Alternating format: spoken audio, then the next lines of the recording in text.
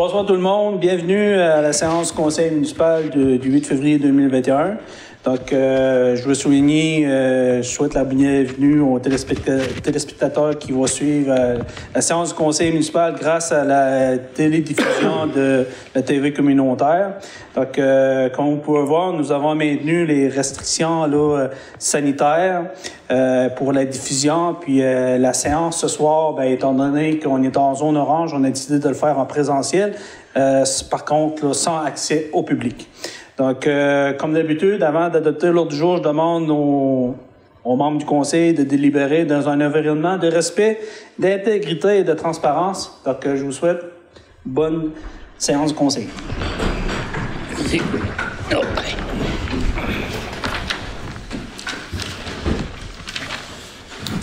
Donc, au niveau de l'ordre du jour, ce soir, point 1, adoption de l'ordre du jour. 2, ça va être l'adoption des procès-verbaux de la séance du 11 janvier 2021 et dispense de lecture. 3, tour de table des officiers. 4, questions aux officiers. 5, directeur financier. A, liste supplémentaire des comptes à payer au 31 décembre 2020. B, comptes à payer au 31 janvier 2021. C, réalisation complète de l'objet de règlement V445-99, V541-04, annulation des soldes résiduaires. D, outils de désincarcération, affectation de la dépense au règlement d'emprunt par appui. E, reconduction du rôle d'évaluation 2022, 2023, 2024. 6, politique familiale à l'ordre du jour. 7, municipalité Amis des aînés, MADA. A, municipalité Amis des aînés, MADA. Adoption de la politique et du plan d'action 2021-2023. B, municipalité Amis des aînés, MADA, comité de mise en œuvre et de suivi 2021-2023. 8, directeur des loisirs, de la culture, de la vie communautaire. A, COVID-19, démantèlement de la patinoire du complexe sportif des Jardins. B, COVID-19, location du complexe sportif des Jardins 6, la Gaspésie. 9, directeur du service incendie. 10, directeur des travaux publics. 11, directeur général. A, attribution du poste de greffier. B, engagement d'une formatrice greffe. C, ajustement au contrat d'entretien ménager. D, gestion de communautaire et numérisation contrat 2021. E, maintien de l'équité salariale octroi de contrat. F, MAMACH, stratégie d'eau potable, installation des compteurs d'eau. G, programme de supplément au loyer, coopérative d'habitation d'Astère de Ranvière, Port-David pour l'année 2020. H, usage d'adressif CEL, projet pilote. I, déclaration des journées de la persévérance scolaire du 15 au 19 février 2021. G, demande de dons commandite. 12, urbanisme. 13, information au conseil de correspondance. 14, tour de table des conseillers. 15, période de questions. 16, lever la séance. Donc, ça prendrait quelqu'un pour proposer l'ordre du jour. Oui, M. le maire. Christian Moreau.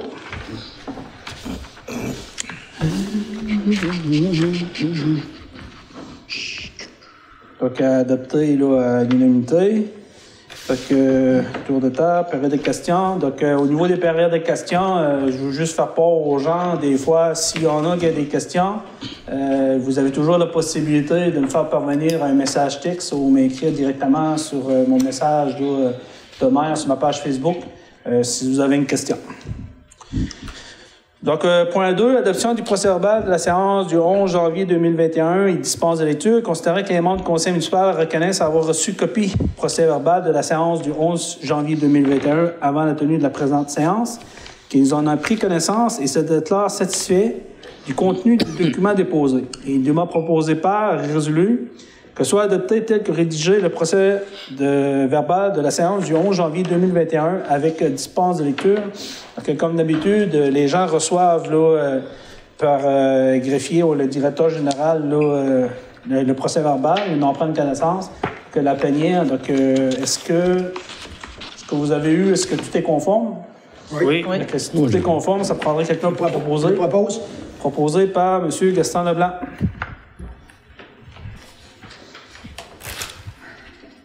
Étant donné qu'il n'y a pas eu de séance extraordinaire, on n'aura pas besoin de te faire des résumés sur les contenus. Donc, 3, Tour de table des officiers. Comme vous le savez, le directeur général, ce mois-ci, il va avoir ses dossiers. Puis je pense qu'il a joué un peu le rôle de greffier aussi. Je vous laisse la parole, M. Moreau. Bonsoir tout le monde. Donc, les travaux qui ont eu lieu ce mois-ci, c'était plutôt au niveau des audits et des états financiers, la vérification des états financiers de la ville avec Raymond Chabot de Grant Thornton. Donc, cette année, c'était une année spéciale où l'ensemble de l'équipe municipale a été mise à contribution pour fournir les documents par courriel à la firme comptable. Donc, c'était un travail un peu différent, mais je pense qu'on a fait ça de façon efficace. Aussi, pour le prolongement du réseau d'aqueduc et d'égouts du secteur ouest, là, on avait fait la demande des plans de servitude pour les négociations avec, surtout avec les deux principaux propriétaires pour les réseaux. Donc, on a reçu ça dans les derniers jours. Fait que des rencontres vont être à prévoir avec les citoyens pour regarder la question de servitude. Donc, là, on est en mesure pas d'estimer, mais de voir les superficies qu'on a besoin de façon très spécifique. Ensuite, on est à la préparation de l'émission d'information aux citoyens qui va se tenir le 22 février prochain à 19h. Puis aussi, il va y avoir une question de servitude à régler là, après les deux premiers pour les propriétaires d'un côté du chemin de la rue de l'Horizon, puis aussi de la rue des Pionniers. Là, pour la question de la rue Bellevue, c'est pas encore décidé, mais parce que là, on est en train de terminer les plans et devis pour appel d'offres. Mais déjà là, je pense qu'il va y avoir un gros travail à faire de rencontrer chaque citoyen pour faire signer des servitudes parce que présentement, le plan de match pour apporter un service, le service d'aqueduc, ça va se faire par perçage horizontal.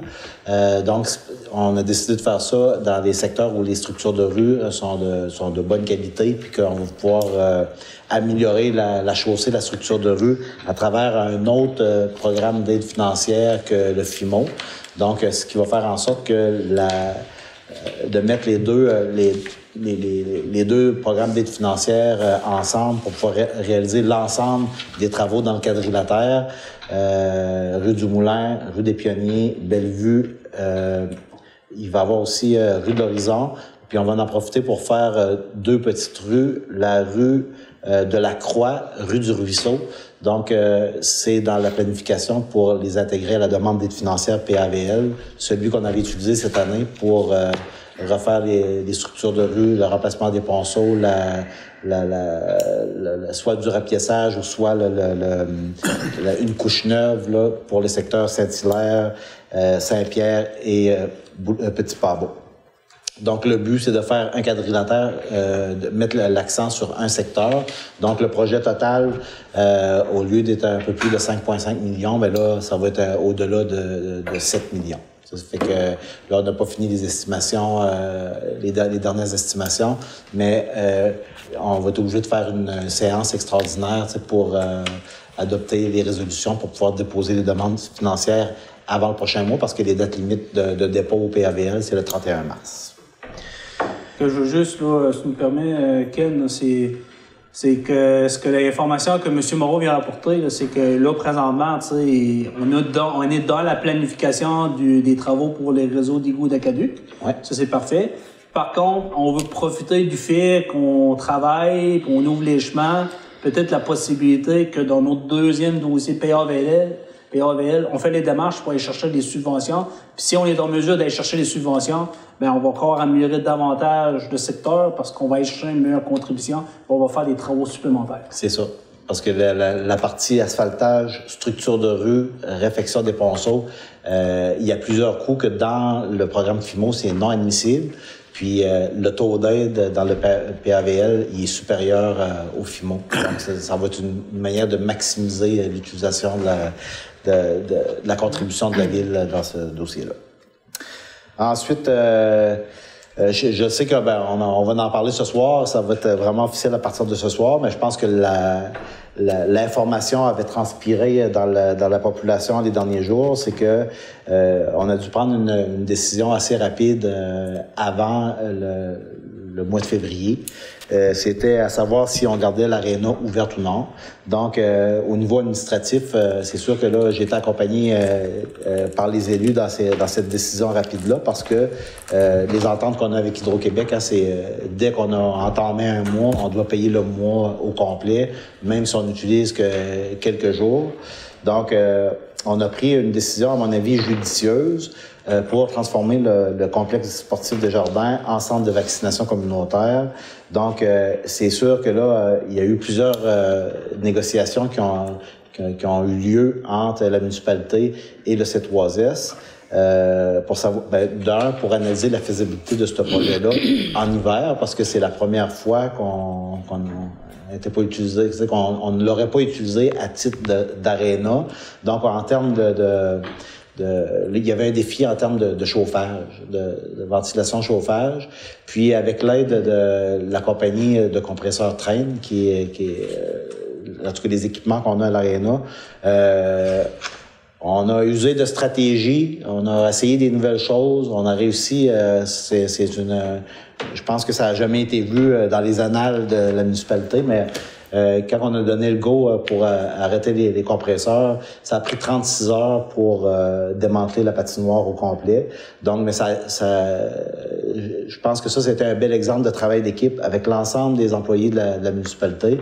Donc, autant les employés d'Arena que les employés des travaux publics ont été mis à contribution pour on a ôté la glace à la pépine. Ça fait on s'est arrangé pour qu'il y avait une couche d'eau entre la glace et la dalle de ciment. Puis on a réussi, c'est ça, en 36 heures à libérer complètement la dalle de la glace. Puis le lundi matin, le C3S était prêt à venir installer ses équipements en vue d'en faire un centre de vaccination.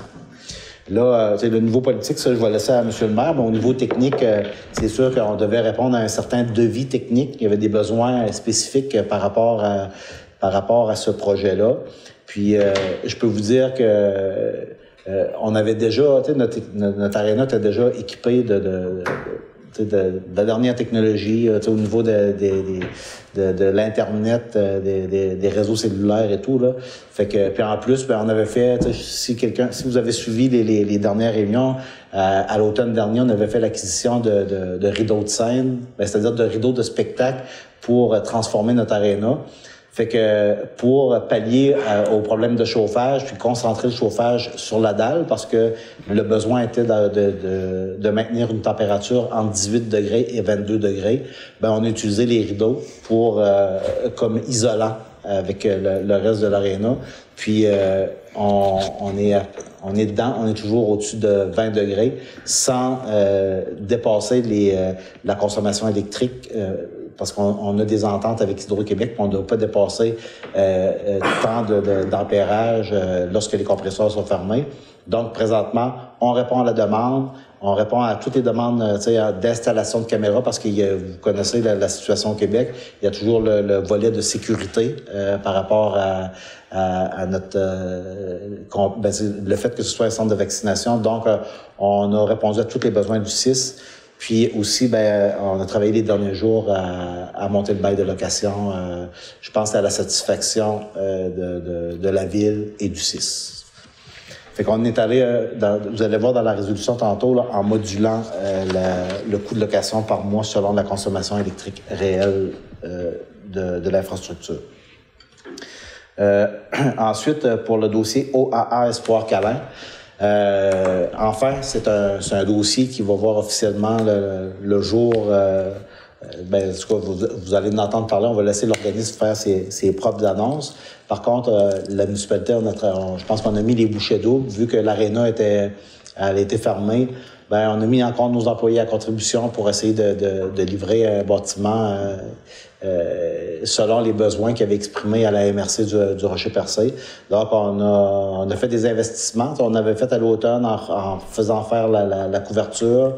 Mais là, à l'intérieur, on a mis ça au goût du jour, avec des lavabos. On a demandé à un électricien de refaire l'électricité, de mettre aux normes, à Ferblanterie Gaspésienne de venir installer un nouveau système de climatisation, chauffage avec échangeur d'air, parce que ça va être un refuge pour animaux.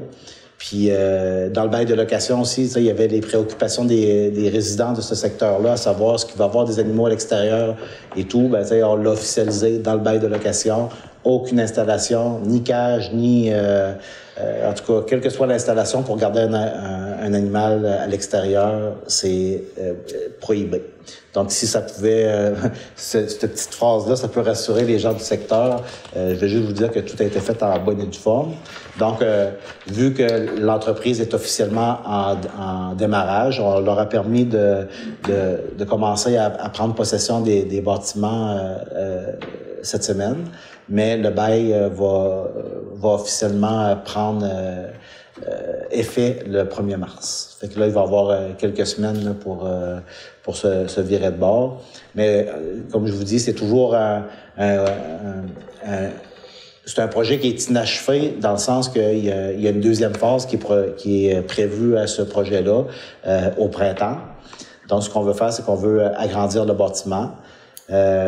Puis c'est un projet qu'on va sortir en appel d'offres avec Fondation et tout. Fait que ça, si je peux déjà aviser les entrepreneurs locaux, c'est un projet qu'on va sortir en appel d'offres assez tôt. Puis dès que la température va le permettre, on va s'arranger pour que l'environnement autour du bâtiment, que le printemps arrive vite. Fait qu'on va le déneiger assez grand pendant tout l'hiver.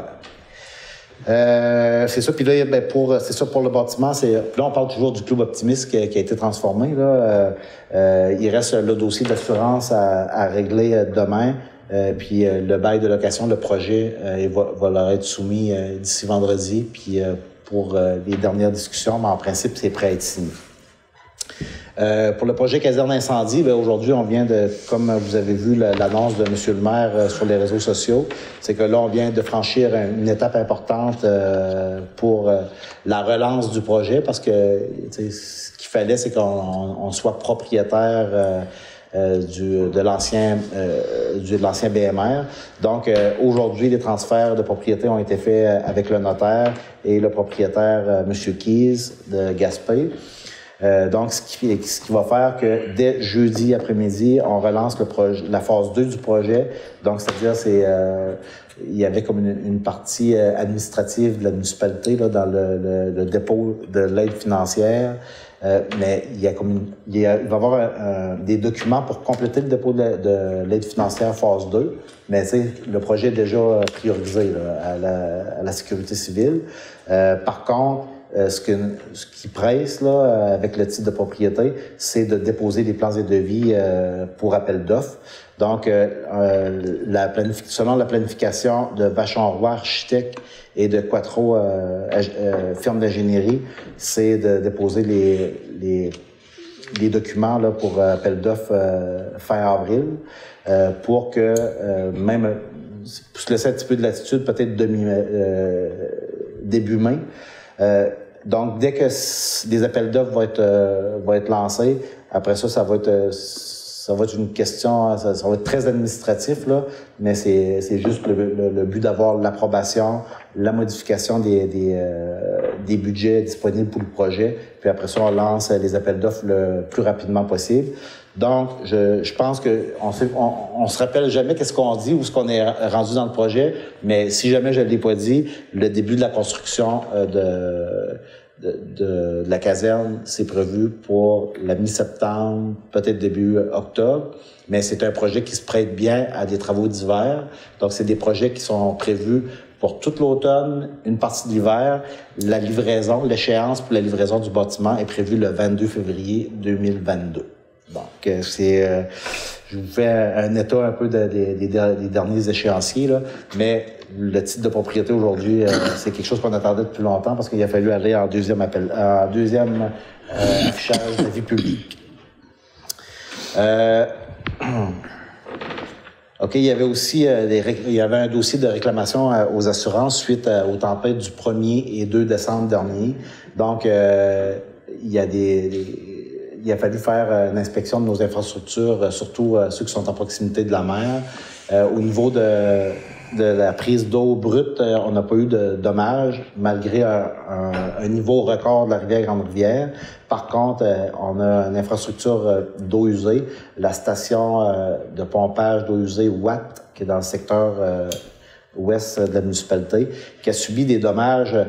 D'ailleurs, on s'avait aperçu qu'il avait subi des dommages assez importants à l'émissaire en mer. Le tuyau a été cassé. Par contre, après avoir fait faire une analyse par la firme Tetra Tech, on s'est aperçu que ce qu'on voyait en superficie, c'était loin de représenter ce qu'il y avait ailleurs sur l'émissaire. Donc, je m'attendais à avoir des réparations à la hauteur d'une 50aine de mille de dollars. Mais si on veut faire les travaux conformément à ce qui est recommandé, les travaux dépassent 500 000 $. Fait que là, c'est sûr que là, c'est des bris qui ont été causés par la nature, c'est des bris qui sont c'est des réparations qui sont couvertes par la sécurité civile à travers un fonds d'aide.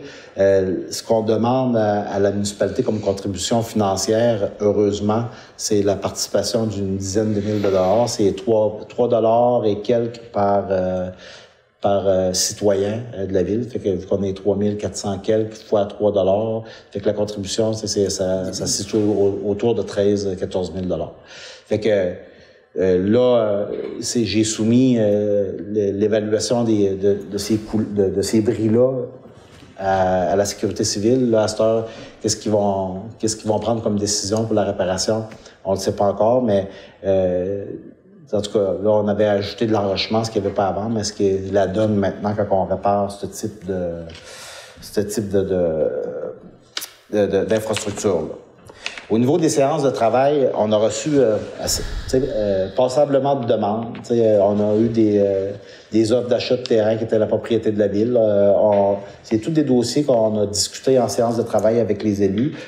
Par contre, on n'était pas prêt à passer ça en résolution ce soir. Mais je veux juste vous dire que ces dossiers-là, là, ils cheminent très bien. Il y a toujours la question là, de faire affaire avec des professionnels de l'évaluation ou de l'arpentage, pour prendre une décision éclairée. Ça fait qu'ils m'ont manqué un peu d'informations pour prendre les décisions ce soir, mais je veux juste rassurer les gens que les demandes qui ont été adressées, soit par courriel, par lettre, on a au moins donné suite pour dire que les dossiers étaient en développement. Fait que là, on a notre nouvelle greffière qui est supposée d'entrer en fonction demain. Je vais laisser le conseiller responsable en parler tout à l'heure lorsqu'on va arriver à la résolution. Je vais lui demander de parler un peu du processus. Donc, ça va être encore une tâche supplémentaire pour les prochains jours pour accompagner habituellement Suzanne Chapado, notre greffière à la retraite, elle était supposée d'être officiellement à la retraite. Malheureusement, le fait qu'on a dû aller en deuxième affichage de poste fait en sorte que la ville ne peut pas se permettre d'intégrer une telle ressource sans un accompagnement pour le transfert des dossiers puis des connaissances.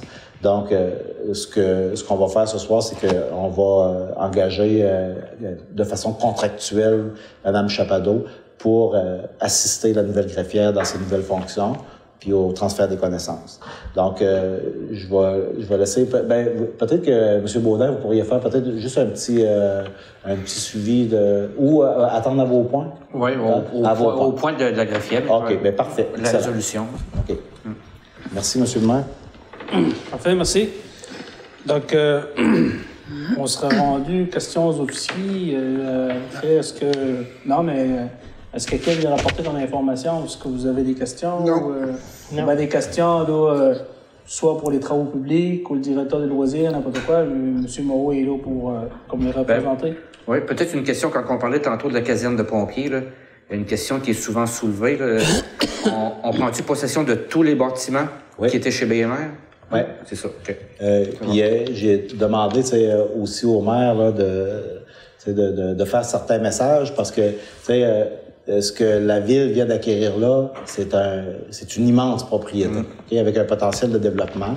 Sauf que j'imagine que déjà là, j'ai reçu des offres d'achat et tout. Fait qu'il va falloir qu'on se concentre là-dessus, mais je vais quand même laisser le maire faire son point là-dessus. Hein? Tu peux poursuivre, t'es bien parti.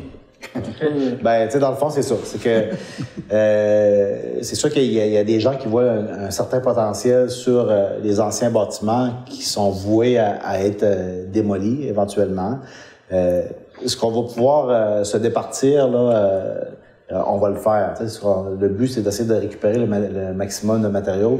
Le but, c'est de mettre le minimum de... je pense qu'on va prêcher par l'exemple, de mettre le minimum de ces bâtiments-là au dépotoir. Okay? Fait que tout ce qui est récupérable, on va essayer de le récupérer, soit en lot, soit en partie. Il y a des bâtiments qui sont encore déménageables. Mais ce que je vous dis, c'est que là, présentement, il faut que 100% de nos énergies pour les prochaines semaines, jusqu'à ce qu'on a attribué le contrat, on a octroyé le contrat pour la réfection du bâtiment, ben, on les met là-dessus. Ça fait que là, c'est sûr que dans les prochaines semaines, quelle que soit la demande, puis il y a des personnes qui m'ont fait part de leur intérêt, on ne pourra pas traiter ces demandes-là à court terme. On va se concentrer sur la réalisation du projet, puis après ça, j'imagine que ça va être plus au printemps prochain. S'il y a des questions de démolition, de reprise de bâtiments et tout, bien, le but aussi, c'est de faire, maintenant que c'est une infrastructure qui est municipale, c'est de s'en départir de la bonne façon, de façon transparente, d'offrir à l'ensemble des citoyens, autant d'un particulier que du commercial, la chance de pouvoir acquérir ce qui selon ses besoins, là. Mais sauf qu'il faut le faire correctement, en faisant de l'affichage d'offres publiques de biens municipaux. Ken, oui. Ce que je pense que s'il y a des gens qui seraient intéressés, c'est qu'ils pourraient donner ton nom. Puis, quand ça vient le temps, ben là, tu pourrais les appeler et dire, ben là, si tu es intéressé, tu peux soumissionner ou peu importe la manière qu'on va procéder. Oui. Mais souvent. Ils pourront être avertis, tu sais. Oui, c'est ça. Puis. Pour que ça passe dans le bas, il dit, ben, ils m'ont pas averti, puis quand je suis intéressé, parce que je pense que ce soir, le message qu'on veut passer, là, c'est que la priorité numéro 1, ça va être la caserne de pompiers. Oui. On fait toutes les démarches. Puis après ça va être fait. Puis, même que le moment, elle va être opportun pour aller en appel d'offres, aviser la population de la possibilité d'acquérir en lot des bâtiments ou pas, ben on va prendre le temps de bien l'afficher, puis les gens, là, ils vont avoir le temps. Ça ne sera pas une annonce, puis c'est demain. Ouais. On va faire ça très transparent, puis les gens vont être vraiment au courant de l'information. C'est important. Mais ça ne sera pas fait à court terme. Pour que tout le monde soit au courant, puis que tout le monde ait la chance. Tu sais, comme par exemple, je veux juste vous donner un exemple. Là, on a l'entreprise Enervolt qui s'installe au village. Okay?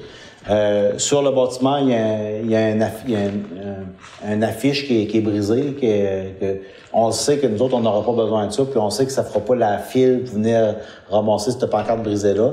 Par contre, lui, en tant qu'électricien avec son équipement, il nous a demandé l'opportunité de le récupérer avant qu'on s'en départisse. Lui, il est en démarrage d'entreprise. Okay?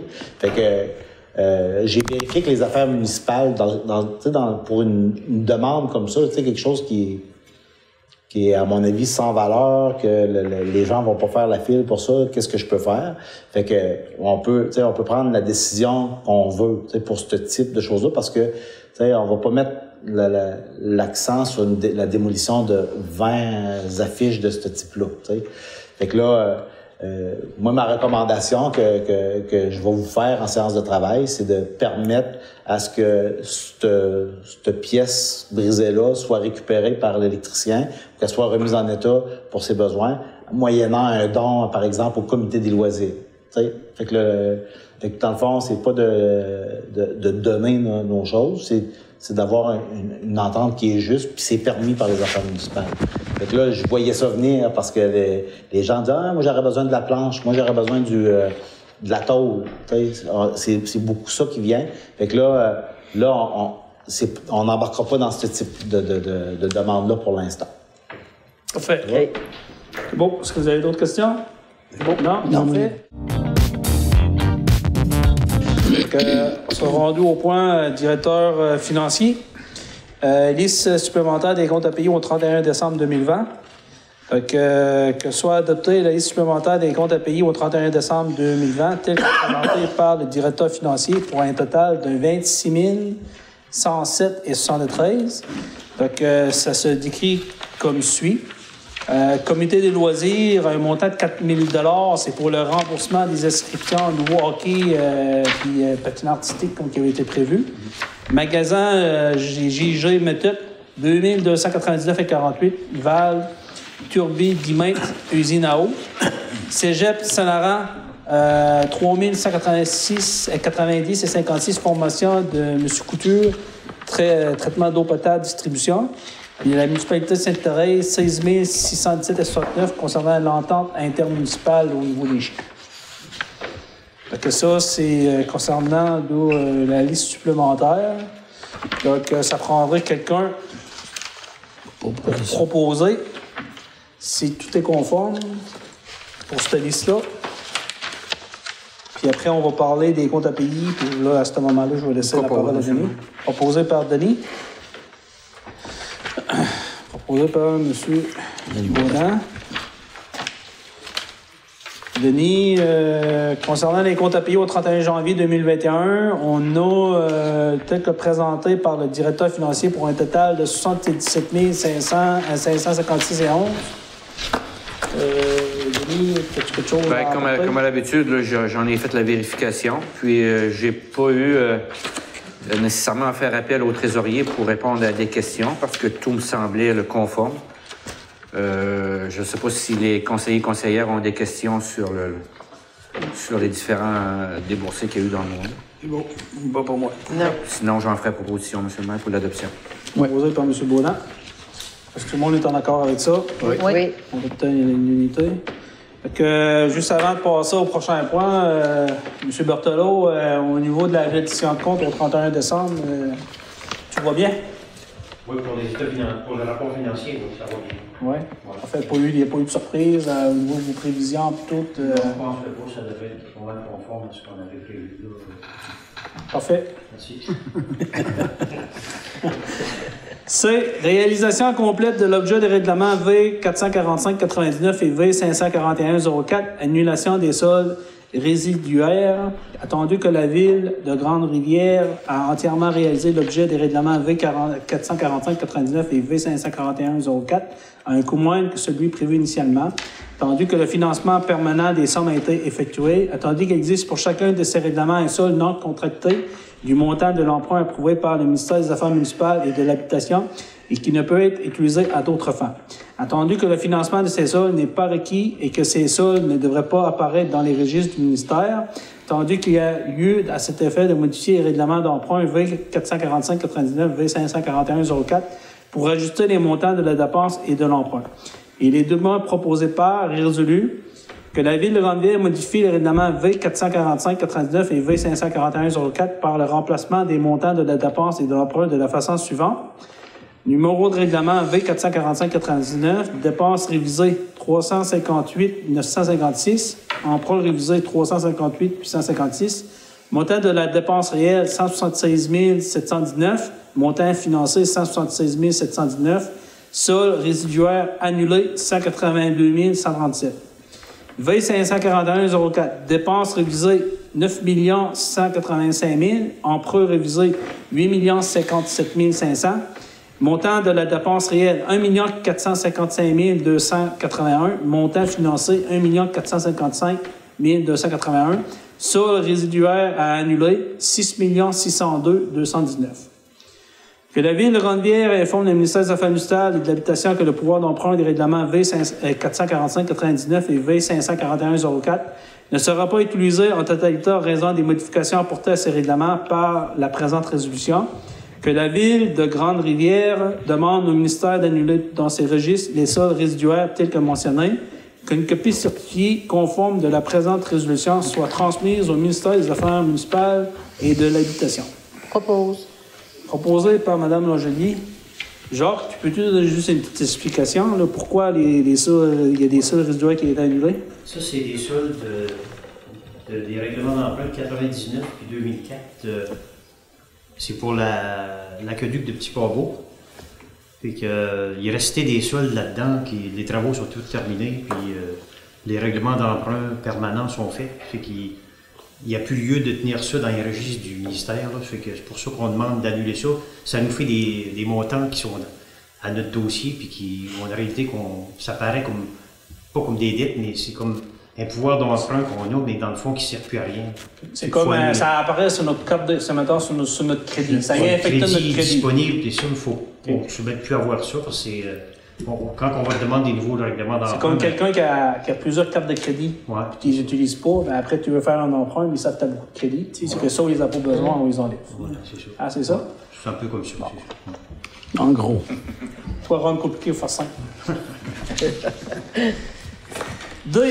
Outils de désincarcération, affectation de la dépense au règlement d'emprunt par appui. Attendu qu'en décembre 2020, la Ville a procédé à l'acquisition d'outils de désincarcération pour ce service de sécurité incendie. Attendu que cette acquisition a été prévue dans le règlement d'emprunt par appui portant le numéro V691-0618 et dûment approuvé par la MAMACH. Attendu que ces équipements ont une durée de vie utile d'au moins 10 ans et que le coût se chiffre à 37 465 taxes en su. Attendu qu'ainsi que mentionné à la résolution numéro 250-12-20, la Ville de Grande-Rivière doit procéder au paiement dû en 2021. Pour ces raisons, il est dûment proposé par et résolu qu'un montant de 39 333,56 soit affecté au règlement d'emprunt par appui, numéro V691-0618, pour l'acquisition précisée dans ce dernier et remboursable sur une période de 10 ans. Le trésorier soit autorisé à effectuer les écritures comptables qui s'imposent afin de donner plein effet à la présente résolution. Je propose. Proposé par M. Leblanc. Reconduction du rôle d'évaluation 2022, 2023, 2024. Il est proposé par résolu que le Conseil municipal de Grande-Rivière accepte la recommandation reçue de la firme Servitec à l'effet de reconduire le rôle d'évaluation dans son état actuel pour le prochain cycle triennal 2022, 2023, 2024. Je propose. Proposé par Mme Nicolas. Politique familiale, il n'y avait rien à l'ordre du jour. 7. Municipalité Amis des aînés. A. Municipalité Amis des aînés, adoption de la politique et du plan d'action 2021-2023. Considérant que la Ville de Grande-Rivière a réalisé en 2020 une démarche MADA, considérant que la Ville a élaboré une nouvelle politique et a mis à jour son plan d'action MADA pour la période 2021-2023, considérant que la Ville veut mettre de l'avant les principes propres au mouvement MADA, notamment favoriser l'adoption d'actions concrètes par et pour les aînés, encourager la participation active des aînés à la vie communautaire, consolider la solidarité intergénérationnelle, promouvoir les saines habitudes de vie dans un contexte de vieillissement actif, lutter contre les maltraitances, les préjugés, l'agisme et les stéréotypes. En conséquence, il est dûment proposé par et résolu que la Ville de Grande-Rivière adopte sa politique et son plan d'action MADA pour les années 2021, 2022 et 2023, tel que proposé par Mme Valérie Langelier, élue responsable du dossier des aînés. Est-ce que ça prendrait quelqu'un pour... Comment? J'ai demandé si je pouvais proposer, même si j'étais... Ouais, c'est elle qui l'a déposé, ça prendrait quelqu'un d'autre. Oui, OK. Moi, je suis le comité. Ah, OK. Ouais. Fait que, Léopold? Oui, mais proposé. Proposé par M. Briand. Donc, au niveau de... Il y a un gros travail qui a été fait, là, je vous dirais, au niveau de... On avait comme décidé, politique familiale, puis MADA, de mettre ça un peu ensemble. Et Valérie puis Lucie ont décidé de travailler ensemble sur ces dossiers-là. Il y a un comité qui a été mis en place. Je sais que là, la nouvelle politique, là, je pense qu'elle est pratiquement terminée. Déposé. Donc, c'est déposé. Adopté. Adopté. Mais tout ça pour dire qu'on va prendre le temps là, pour la prochaine séance conseil municipal de vraiment vous exposer les grandes lignes. Il y a un excellent travail qui a été fait. Il y a un bon comité de bénévoles qui a été mis à contribution. Je pense que les gens vont être satisfaits. Donc, soyez sans crainte. Là, le lien va être sur le site web de la Ville. C'est une politique dans laquelle il va être accessible, là, dont les gens vont pouvoir prendre connaissance. B. Municipalité Amis des aînés, MADA, comité de mise en œuvre et de suivi 2021-2023. Considérant que la Ville de Grande-Rivière a réalisé sa démarche MADA en 2020, considérant que la Ville a adopté sa nouvelle politique et son plan d'action MADA pour 2021-2023. Considérant l'obligation de créer un comité de mise en œuvre et suivi pour l'adoption de la reconnaissance MADA, considérant que le comité a comme mandat de s'assurer de la mise en œuvre du plan d'action MADA 2021-2023 de la Ville et évaluer l'avancement du plan d'action sur une base régulière, communiquer l'information et les résultats du conseil municipal aux aînés et à la communauté, ajuster et bonifier le plan d'action au besoin. Considérant que le comité sera composé des personnes suivantes: Valérie Langelier, conseillère municipale district numéro 1, répondant aînés. Lucie Nicolas, conseillère municipale district numéro 4, répondant famille. Philippe Moreau, directeur de loisirs et culture. Monique Doucet, fondatrice Club de marche de Grande-Rivière. Lina Lebreu, citoyenne et représentante des aînés. Madeleine Nicolas, présidente du Cercle des infirmières de Grande-Rivière. En conséquence, il est dûment proposé par et résolu que la Ville de Grande-Rivière procède à la création de ce comité de mise en œuvre et de suivi MADA 2021-2023 sur la responsabilité de l'élu responsable du dossier des aînés. Ça prendrait quelqu'un qui proposé par M. Leblanc. Donc, je profite de l'occasion là, pour remercier là, l'ensemble là, des gens qui ont décidé de composer là, le comité. Donc, comme on peut voir, c'est sûr qu'il est conseiller, puis on a un directeur qui en fait partie. Mais concernant Mme Monique Doucet, Lina Lebreu et Mme Madeleine Nicolas, je pense que c'est des bénévoles là, bien impliqués dans le milieu. Donc, votre contribution est beaucoup appréciée, puis ça va faire avancer de beaucoup la cause. Pour ça, M. le maire, le club de marche, il marche à attendre. Ah. Il marche à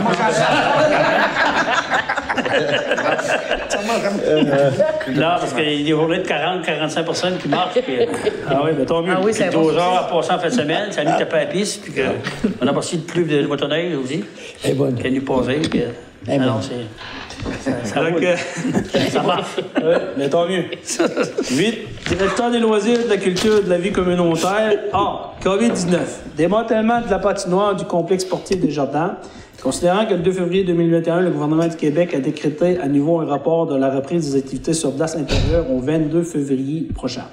Considérant l'incertitude de la reprise des sports sur glace dans la MRC Rocher-Percé après cette date, considérant que la Ville de Grande-Rivière a une opportunité d'affaires pour couvrir les frais fixes d'opération du complexe sportif des Jardins, et ce jusqu'en juin 2021, en conséquence, il est dûment proposé par et résolu que les compresseurs soient mis en arrêt avant le 31 janvier 2021 et que la patinoire soit démantelée. Quelqu'un proposé?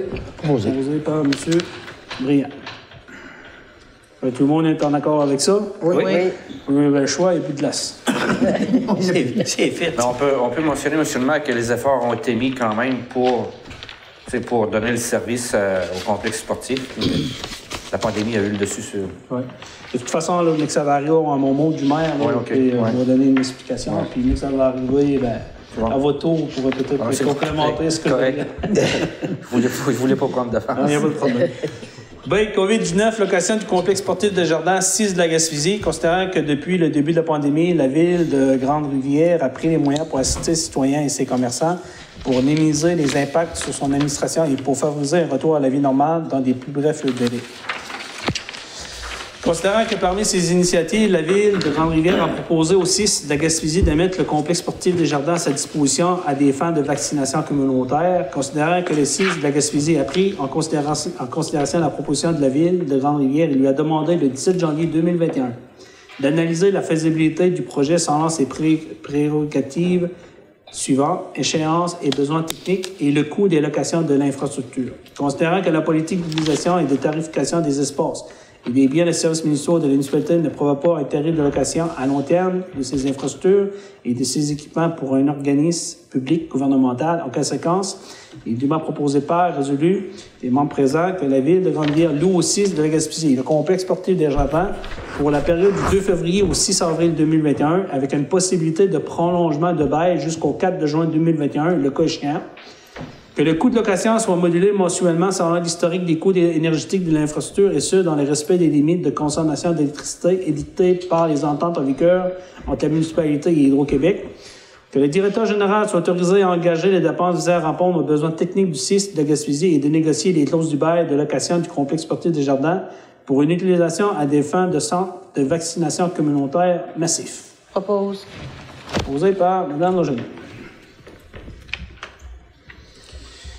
Donc, point 9, directeur de service incendie, directeur des travaux publics, il n'y avait pas de point à l'autre jour.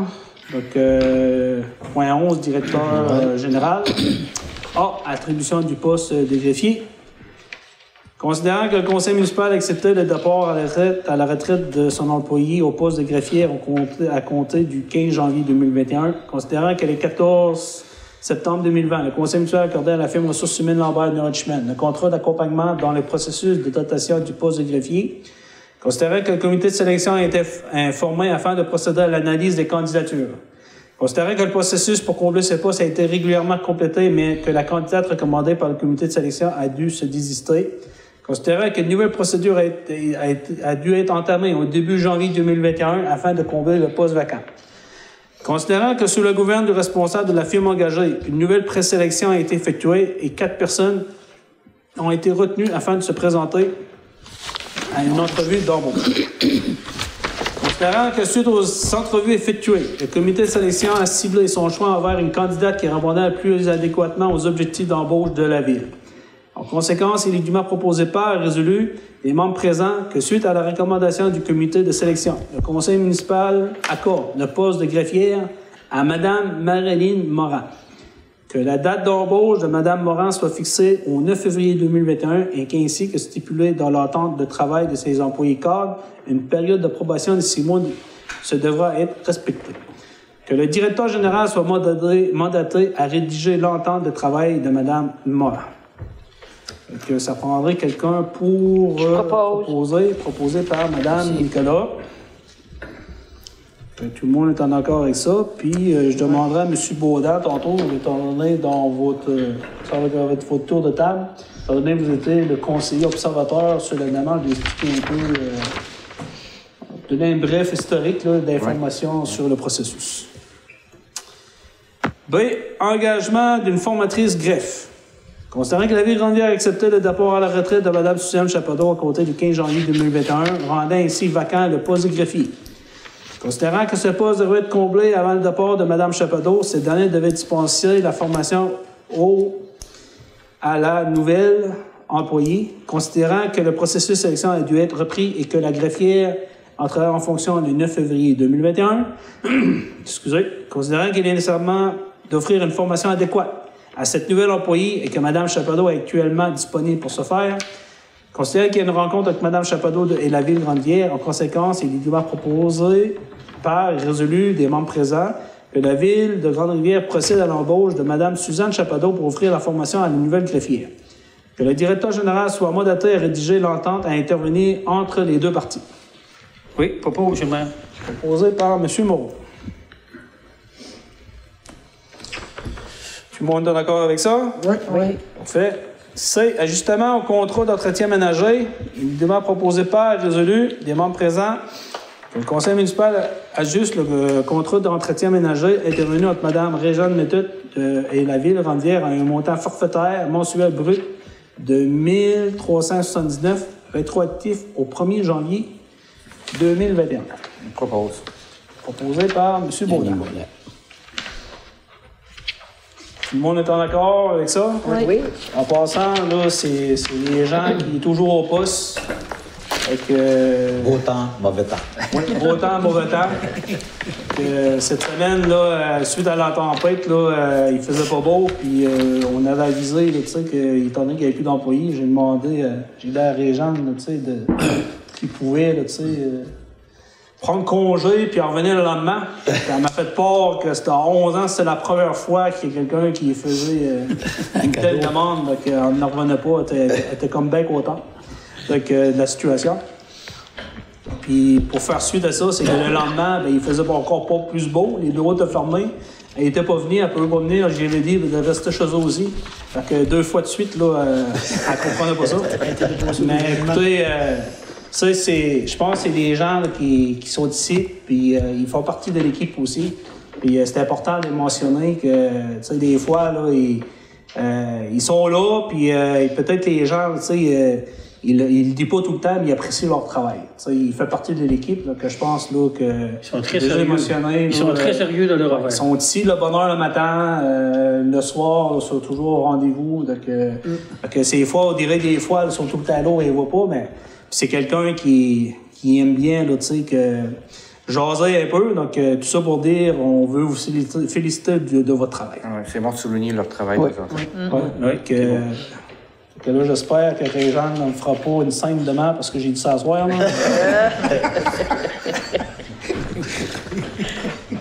Ben, on aime bien les avoir qui s'occupent de l'entretien ménager. On est bien contents. Oui. D. Gestion documentaire et numérisation contrat 2021. Considérant que dans le processus de réorganisation de la gestion documentaire, un travail d'élégal, de classement et de numérisation est à être exécuté en 2021.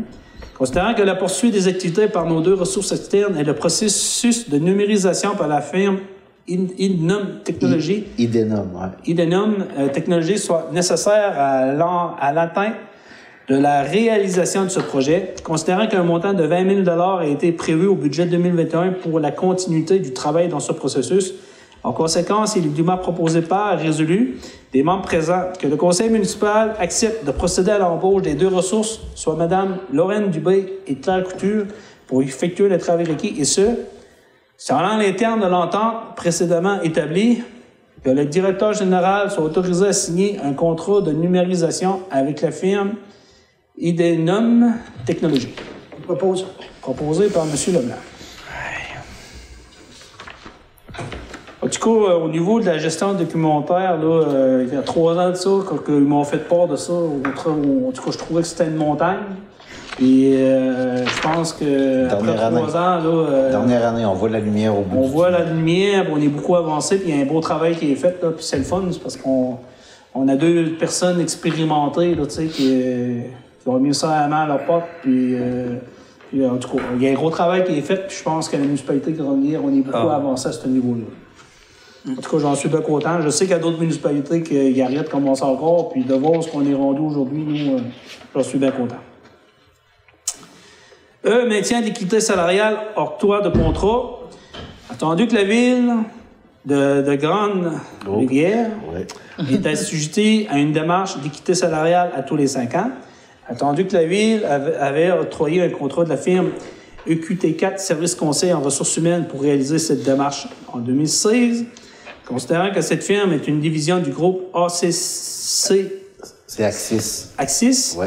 La mutuelle de prévention en santé et sécurité de travail avec laquelle la Ville de Grande-Rivière a un contrat de service, attendu que le 4 février 2021, la firme a déposé une estimation des coûts et une description des mandats en regard des modifications de la Ville à apporter à la composition de son équipe de travail depuis 2016.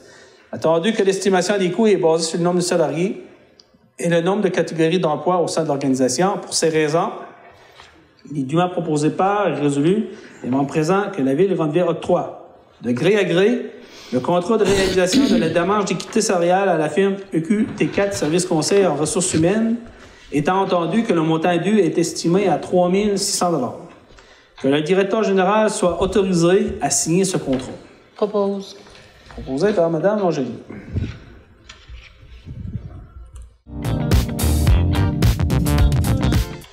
F. Mamage, stratégie de l'eau potable, installation des compteurs d'eau. Considérant que dans le cadre de la stratégie québécoise, l'Académie d'eau potable du ministère des Affaires municipales et de l'Habitation, la Ville de Grande-Rivière doit fournir un rapport annuel. Considérant que la municipalité n'a pas encore rencontré les objectifs d'installation de compteurs d'eau établis par la stratégie québécoise d'Académie d'eau potable au bilan 2014-2018 et que l'échéance était le 1er septembre 2019. Considérant que la municipalité doit, sans ses objectifs, installer 86 compteurs d'eau dans le secteur non résidentiel et un échantillon de 60 compteurs d'eau dans le secteur résidentiel. En conséquence, il est dûment proposé par et résolu des membres présents que la Ville de Grande-Rivière s'engage à réaliser les actions suivantes aux dates indiquées ci-dessous. Au plus tard, le 1er mai 2021, prévoir un montant de 30 000 $ sur le plan triennal en immobilisation pour l'année 2021 pour l'achat de 70 compteurs d'eau intelligents à ultrasons avec système de communication pour les lecteurs de données à distance. Transmettre au MEMACH une copie du plan triennal en immobilisation de la municipalité, le résultat des appels d'offres pour l'achat des compteurs d'eau et pour leur installation. Au plus tard, le 30 septembre 2021, 30 décembre 2021, Avoir réalisé l'installation de 60 compteurs dans le secteur résidentiel et 10 compteurs dans le secteur non résidentiel. Avoir complété les installations des compteurs d'eau ou fournir le calendrier mensuel d'installation. Au plus tard, le 1er janvier 2022, identifier les besoins spécifiques en compteurs d'eau pour le secteur non résidentiel. Planifier le budget nécessaire au plan triennal en immobilisation 2022 pour l'achat des derniers compteurs. Au plus tard, le 31 mars 2023, avoir complété l'installation de tous les compteurs selon les prérogatives du MAMACH. Donc, ça, c'est un travail que... Ça aussi, c'est des choses dans lesquelles qui étaient supposées être en place, ça fait longtemps. Donc, on a pris la décision de savoir où est-ce qu'on était, donc, de donner un coup de bord. Donc, on était pour acheter, là, normalement, on avait visé à peu près... On parlait d'une trentaine de compteurs, on est remonté à 70, puis qu'on peut voir, là, on a vraiment établi là, un plan de match, là, c'est bien, avec des échéanciers clairs, avec des objectifs, avec des cibles à atteindre. Donc, on s'engage là-dessus. Donc, c'est intéressant. On a plusieurs projets présentement en développement, entre autres le réseau d'égout de Caduc au 28. Donc, avec tous ces éléments-là, on doit atteindre ces objectifs-là parce que quand ça va arriver le temps pour faire des nouvelles demandes au sein de la municipalité, mais il faut qu'on fait la démonstration qu'on est en mesure d'atteindre nos objectifs. Donc, c'est une des raisons pourquoi on a donné un go. Donc, on va profiter de ce moment-là pour venir régulariser la situation. On n'a pas le choix, M. le maire? Bien, si on veut avoir des subventions pour les autres projets, on n'a pas le choix de se conformer.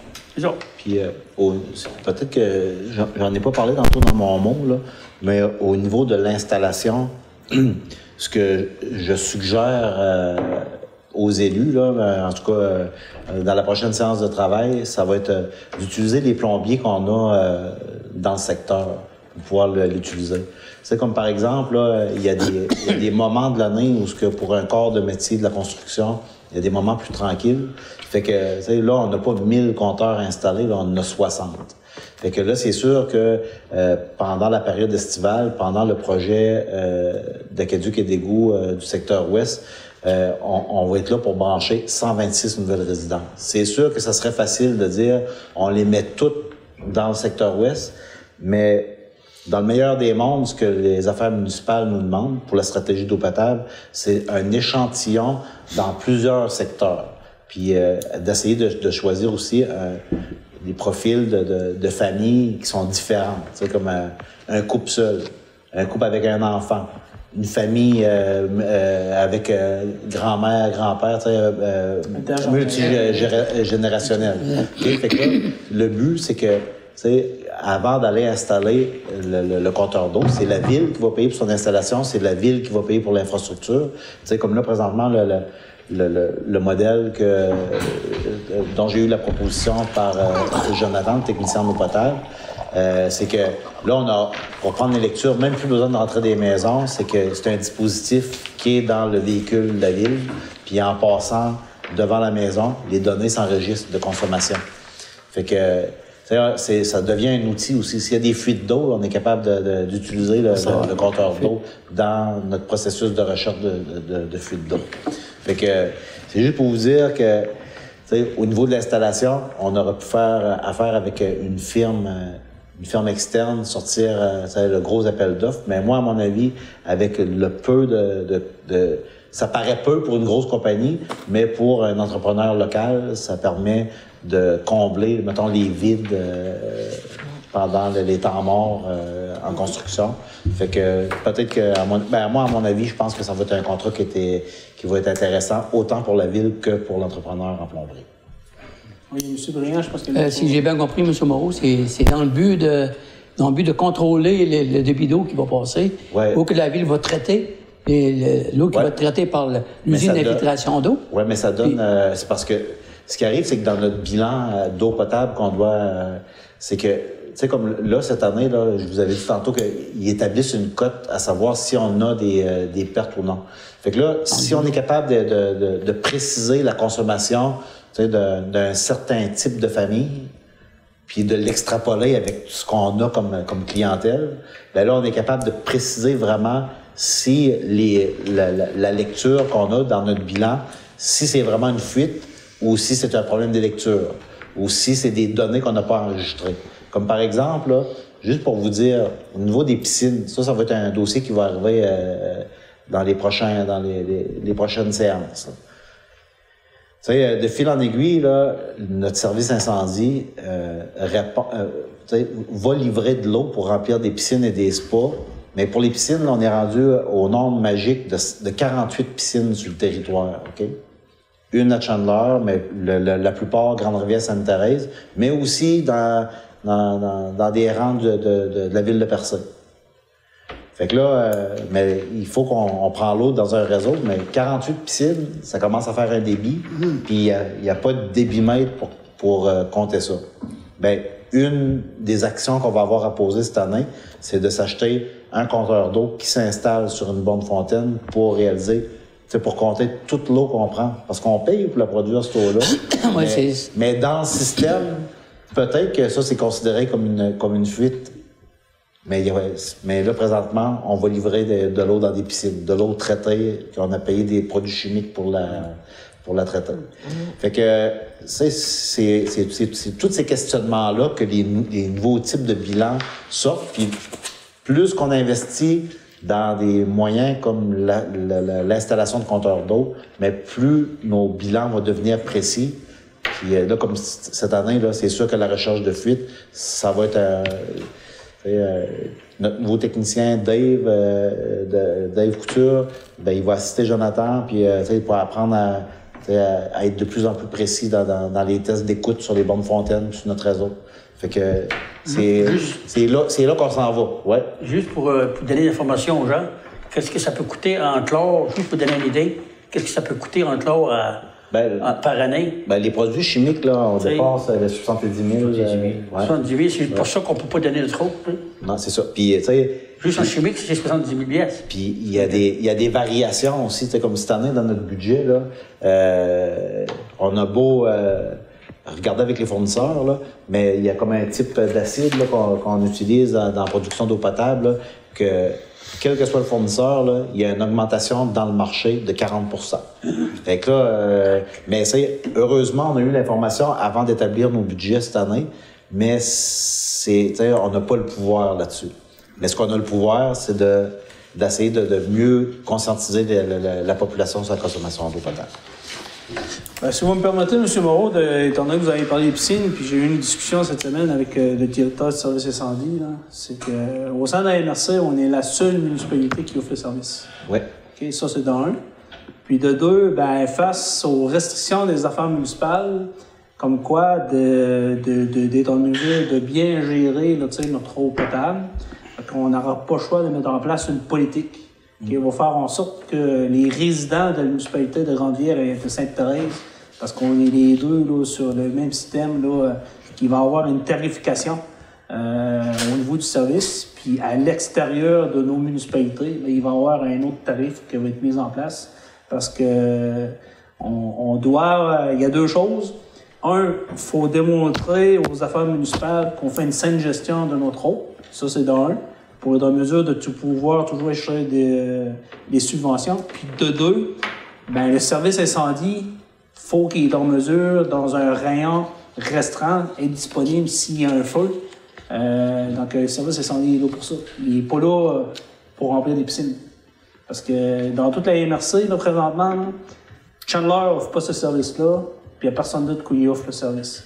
Donc, je suis toujours pour dire que les gens de Grande-Rivière, on est privilégiés de ce service-là, on va le maintenir, mais on n'aura pas le choix de mettre une politique en place parce que ça nous a été imposé par les affaires municipales. C'est ça. Il faut dire aussi, M. le maire, qu'il y a des secteurs qui n'ont pas l'aqueduc. Ouais, ce que je veux juste dire, c'est que les gens de Grande-Rivière et de Sainte-Thérèse vont pouvoir bénéficier du service. Mais on va mettre une politique en place. C'est correct. Parce que... C'est juste que présentement, les coûts qu'on charge, les gens, déjà, ils trouvent ça cher.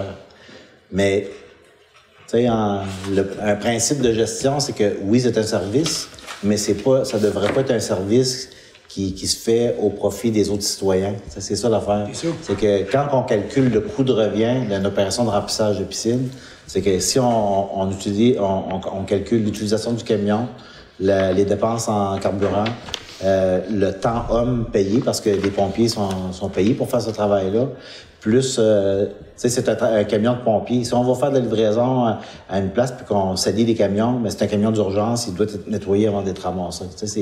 C'est des conditions qu'on va pas mettre de côté parce qu'on remplit des piscines. Fait que, puis, comme monsieur le maire disait, au niveau de la couverture de risque, si jamais il arrivait de quoi, puis que le camion il est hors de portée pour une intervention rapide sur une urgence, c'est à prendre en considération. Puis c'est aussi à déclarer à nos assurances. Ce que je veux dire, c'est qu'on veut maintenir le service, mais il va falloir qu'on mette une politique en place puis que ça soit encadré. Fait que là, il y a un frais présentement, mais il va y avoir un encadrement là-dessus. Ça ne sera plus aux pompiers de ça va être utilisateur. Ça ne sera plus les pompiers qui vont faire les démarches pour les paiements. Déjà le temps, quand ça va arriver le temps, c'est la ville qui va facturer. Ça va être la ville qui va facturer l'utilisateur. Utilisateur payeur. En tout cas, demain matin, s'il y avait un entrepreneur privé qui arrivait avec un camion citerne pour pouvoir offrir ce service-là, on y offrirait avec plaisir. Oui, mais lui, il paierait pour prendre l'eau. Oui, mais sauf qu'on ne met pas à disposition nos camions. Donc, ça prendrait quelqu'un pour proposer ça. Je propose. Proposé par Mme Nicolas. Donc, ça, c'est un point qui va être traité. C'est sûr que là, c'est un site, là, ça fait un bout de temps où on ne voit pas nos directeurs de service. Ça, c'est des points dans lesquels que M. Lebreu a pu exprimer ce soir. Mais vu qu'on s'est rencontrés cette semaine, il voulait s'assurer que le côté administratif, on en tenait compte.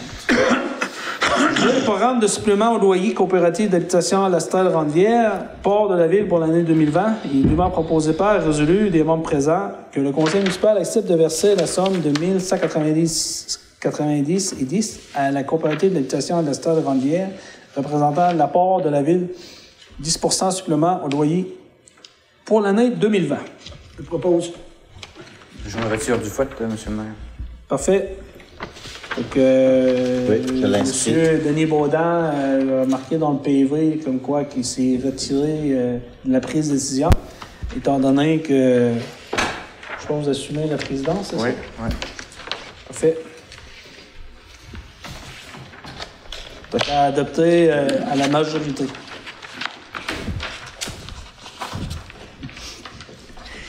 H. Vente de sel abrasif. Entendu que la Ville de Ranvière a reçu en janvier 2021 une demande écrite d'un citoyen afin d'envisager la vente et le chargement de mélange d'abrasifs et de sel de déclassage aux entrepreneurs en déneigement équipés d'un épandeur. Entendu que le projet était soumis aux élus municipaux à la séance de travail de février 2021.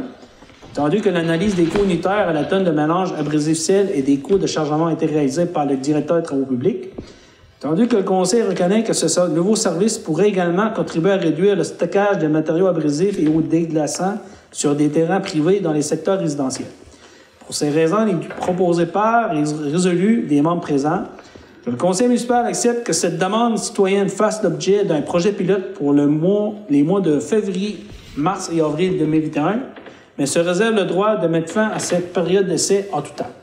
Que seuls les entrepreneurs en déneigement résidents de Grande-Rivière soient admissibles à ce service, que l'intérêt à participer au projet pilote soit déclaré au directeur de travaux publics avant le 24 février 2021, et qu'une entente d'approvisionnement en mélange d'abrasif-sel intervienne avec chacun des participants, que le prix de vente unitaire à la tonne pour le mélange des pierres concassées, de sel et de déclassage et de verre recyclé soit établi à 52,32 taxes en su, incluant le coût d'utilisation de la machinerie et de l'opérateur municipal pour le chargement.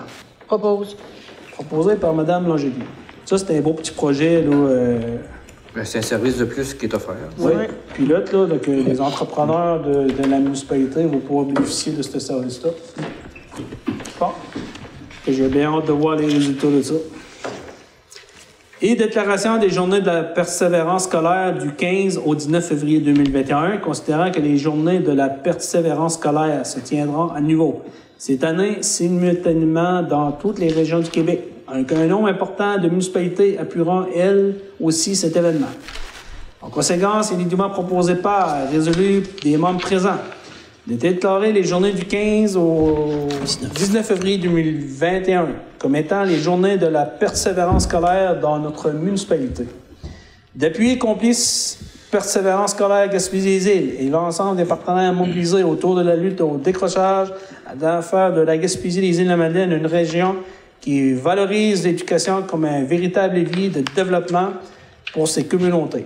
De faire parvenir une copie de cette résolution à Complice Persévérance scolaire Gaspésie-les-Îles. C'est terminé là. Ça prendrait quelqu'un proposé. Madame Nicolas. Donc, étant donné que c'est à partir de la semaine prochaine, lundi prochain, je demanderais peut-être aux citoyens qui écoutent là, via la TV communautaire que si vous avez des idées dans lesquelles vous pensez que la municipalité pourrait mettre de l'avant au sein de la municipalité pour la reconnaissance de la persévérance scolaire. Donc, si vous avez des propositions, s'il y a des choses que vous pensez qui seraient intéressantes, je vous invite là, soit à nous envoyer des messages, soit sur les pages Facebook, ou bien de communiquer directement à la Ville pour faire part de vos suggestions. On est à l'écoute. On veut démontrer qu'on est à l'écoute de nos citoyens. Donc, s'il y a des choses qu'on pense que c'est des bonnes idées et dans lesquelles la Ville peut participer comme partenaire, bien, ça va nous faire plaisir d'intégrer ça dans notre démarche. Parce qu'on sait tous qu'en temps de pandémie comme ça, là, c'est, au niveau scolaire, hein, c'est pas facile. Non, c'est ça. Donc, toute suggestion là, intéressante va être analysée. Demande de dons commandite, évidemment proposée par et résolue des membres présents que suite à la demande de commandite reçue de M. Kevin Berube concernant une vente de Tupperware, le conseil municipal accepte qu'un montant de 150 $ soit versé à la fondation du CIS. Donc, étant donné qu'on trouve qu'effectivement, c'est une très belle démarche pour la reconnaissance des employés au niveau du CIS pour offrir là, certains, là, je pense, des bouteilles de Tupperware, mais nous, la municipalité, comme instance publique, là, on doit, là, cet argent-là va être distribué à la fondation du CIS. Donc, c'est à partir de la fondation du CIS qui pourra peut-être, là, après passer par directement M. Berube pour faire sa démarche. C'est une belle initiative. On va proposer, M. le maire. Proposé par M. Moreau. Donc, point 12, il n'y avait rien à l'ordre du jour. 13, on serait rendu information au conseil et correspondance. Donc, avant de passer à information au conseil et correspondance, là, étant donné qu'il est 20h43, on va peut-être suspendre la séance, puis normalement pour aller à la période de questions. Je veux juste regarder là, mon cellulaire si des fois j'ai pas reçu de message.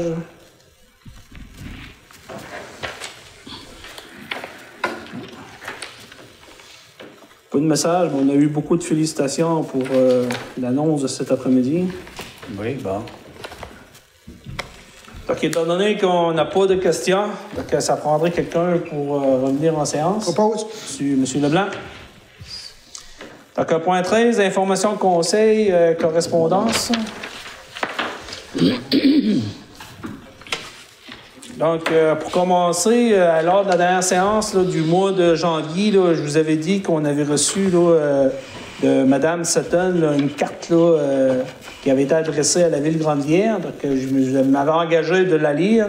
Donc, voici ce qui était écrit. Ville Grande-Vière et Comité de loisirs. Merci beaucoup de votre gentillesse envers les aînés. Le chocolat était symbole de douceur et d'amitié. Une équipe formidable dirige notre ville durant toute l'année. Je vous en suis très reconnaissant.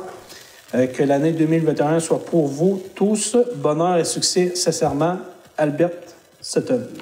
Oh. Donc, je voulais vous en faire bord. Donc, c'est intéressant de voir qu'on... Oui. Là, ça, c'est ce genre de message-là. Donc, on profite de... Ils sont appréciés, les boîtes de chocolat. Ouais. Quand j'ai été porté, ben, elle m'a donné du... Un bec. Non. Non, parce qu'elle a bu son masque. Elle m'a donné des... comment on appelle ça? Du sucre à crème. Sucre, du sucre à crème. Ouais. Ah oui, je le savais. Bon, c'est pour ça que vous... Ah oui, elle fait du bon sucre à crème. Ah oui, t'as pas eu de bec, là. Donc, là, au niveau de la correspondance, j'ai regardé, je n'avais pas nécessairement eu de spécial. Tantôt, M. Moreau nous a fait part, là, qu'on a eu beaucoup là, de demandes, là, mais soyez pas sans crainte, là, ça va être tout analysé. C'est des demandes légitimes qui va demander des décisions par résolution. C'est ça. Il va y avoir des séances là, qui vont être prévues en conséquence. Ouais. On avait aussi là, une demande là, par le directeur là, de la Maison de la Culture là, concernant un projet là, ma halte, là, mon histoire. Donc, tout ça pour dire, là, Mme Nicolas, étant donné que vous êtes sur le conseil d'administration, c'est qu'on a pris connaissance là, du dossier. Donc, je vais en faire part à l'ensemble des conseils, et puis on va le traiter en séance extraordinaire, mais je pense que avec les grandes lignes qui étaient mentionnées ce soir, les gens, là, le conseil municipal voit d'un très bel œil d'appuyer ce beau projet-là pour mettre en valeur les Alpes routières là, à Grande-Rivière. Donc, dossier prioritaire, on va commencer par le réseau d'égouts d'Aqueduc.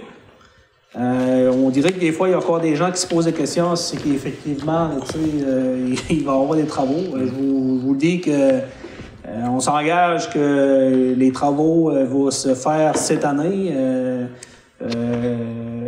On a le financement qui est attaché, mais on est en train de mettre le processus pour vous démontrer là, comme quoi qu'on est vraiment sérieux dans notre démarche. Je vous annonce que ce soir, il va y avoir là, une séance d'information spéciale de la présentation du projet qui va avoir lieu le lundi 22 février 2021 à 19h.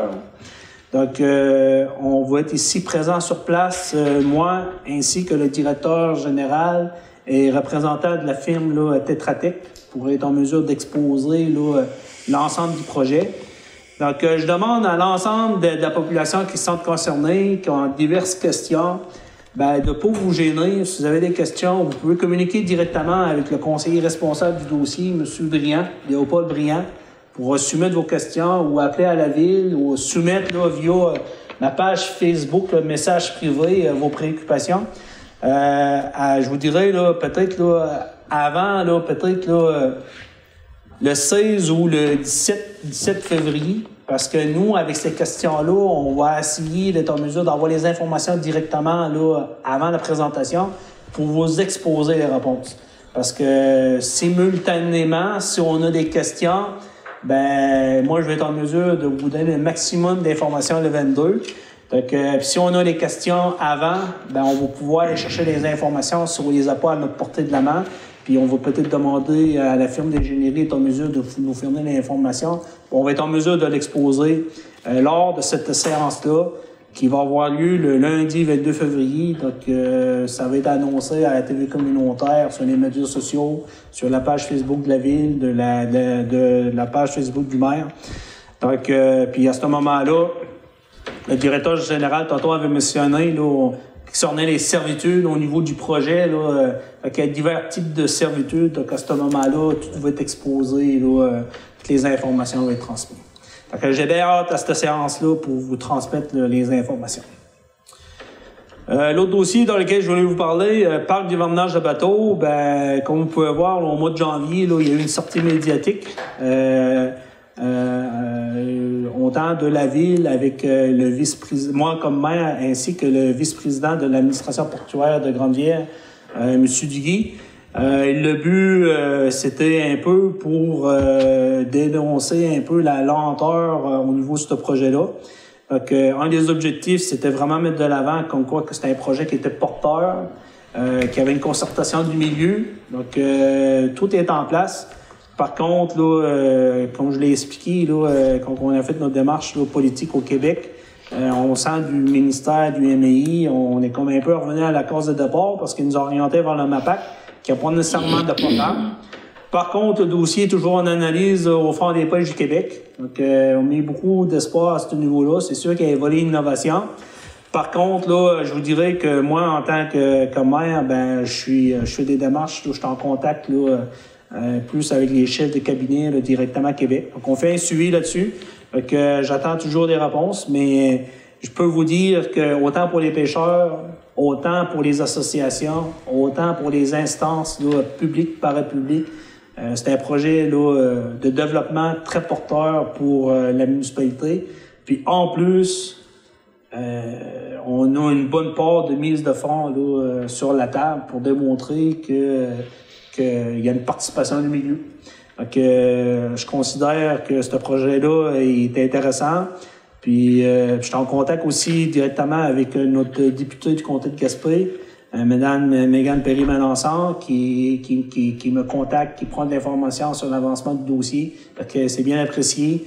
Donc, c'est sûr, certain qu'elle nous appuie dans nos démarches. Donc, j'attends des nouvelles. Donc là, présentement, le but de la sortie médiatique, c'était vraiment mettre de l'avant la préoccupation des pêcheurs. C'est que la pêche va débuter bientôt. Donc, les informations qu'on a, c'est la crainte, c'est qu'ils ont peur cet automne de ne plus être en mesure de pouvoir monter leur bateau. Donc, c'est sûr, certain que ça crée de l'incertitude dans le milieu. Donc, c'est une des raisons pourquoi que la municipalité là, appuie l'administration portuaire, puis appuie aussi le porteur du dossier, qui est la Corporation de développement économique, l'ensemble des membres d'affaires de notre municipalité qui a décidé d'investir pour la diversification économique. Donc, il y a beaucoup de monde qui est en arrière du projet. Donc, moi, je pense que c'est un bon projet. Puis quand c'est un bon projet, on va arriver à notre fin. C'est que là, qui est un petit peu plus difficile, c'est qu'étant donné qu'il n'y a pas de programme, donc, il faut être en mesure de démontrer la nécessité du projet. Puis c'est une raison pourquoi on a fait la sortie médiatique. Concernant le pompier de Grande-Rivière, comme vous pouvez le voir là, sur ma page Facebook, aujourd'hui, on a fait l'acquisition du bâtiment. C'était un peu là, une des conditions premières pour être en mesure de pouvoir aller chercher la subvention là, du programme au niveau du MAMACH. Donc, il fallait que la Ville démontre qu'on a été propriétaire du bâtiment. Donc, on est bien content. Puis, comme M. Moreau a expliqué tantôt, c'est que notre priorité première, ça va être de vraiment là, de s'assurer plan de devis, aller en appel d'offres, SAO, l'entrepreneur, planification de la construction, de la rénovation du bâtiment pour la caserne de pompiers. Puis parallèlement à ça, au moment opportun, on va faire savoir à l'ensemble de la population que ça va être le temps là, pour peut-être la possibilité d'acquérir des lots, des matériaux, des bâtiments, etc. Mais vous allez être informés. Patrimoine religieux le lendemain, donc vous avez reçu votre compte de taxes. À l'intérieur, on avait inséré une lettre comme quoi que pour expliquer aux gens qu'il va y avoir une consultation publique. Puis pour être en mesure pour profiter de cette belle opportunité-là de rejoindre l'ensemble des citoyens, autant de Grande-Rivière ou les gens qui sont à l'extérieur, mais qui sont propriétaires de maisons ou de lots à Grande-Rivière. Il y a un site web dans lequel toutes les informations là, s'y retrouvent. Puis quand on va rajouter de nouvelles informations, sur nos propres médias sociaux, on va vous l'indiquer. Le but de ça, c'est qu'on veut expliquer vraiment là, chacune des étapes où ce qu'on est rendu. Puis ça va être important au niveau de la consultation publique. Puis il avait été décidé aussi qu'il va y avoir un envoi là, d'une carte postale à l'ensemble de la population. Donc, puis sur le site web, on va tout vous expliquer là, comment procéder pour pouvoir nous faire part là, de vos idées. Parce que l'objectif, c'est que l'église, c'est un bâtiment qui est au centre du village. C'est un immense bâtiment. Donc, comme vous le savez, là, le comité se donne l'objectif de trouver des façons pour pouvoir là, diversifier un peu là, les activités à l'intérieur du bâtiment pour permettre de préserver là, la structure. Tantôt, là, côté politique, là, je vous dirais que M. Moreau a expliqué un peu ce qu'il en était pour la vaccination communautaire complexe sportif. Là, c'est sûr qu'en temps de pandémie, là, on se le cachera pas, le service de loisirs, là, c'est comme une dépense qu'on peut pas nécessairement... C'est un service qu'on offre à la population. C'est pas nécessairement une place, c'est un endroit dans lequel on a toujours des revenus qui viennent combler les dépenses. Fait que dans un secteur de pandémie, en pleine pandémie, donc malgré qu'on avait là prolongé là, l'ouverture d'à peu près de pratiquement 3 mois, on a suivi des frais à ce niveau-là. On avait même fait des démarches là. Étant donné que nous, là, notre secteur, là, on a eu des demandes autant de l'hockey mineur, patinage artistique, parce qu'on dessert, là, tu sais, notre secteur dessert le secteur ouest, entre autres Grande-Rivière, Sainte-Thérèse, puis Percé.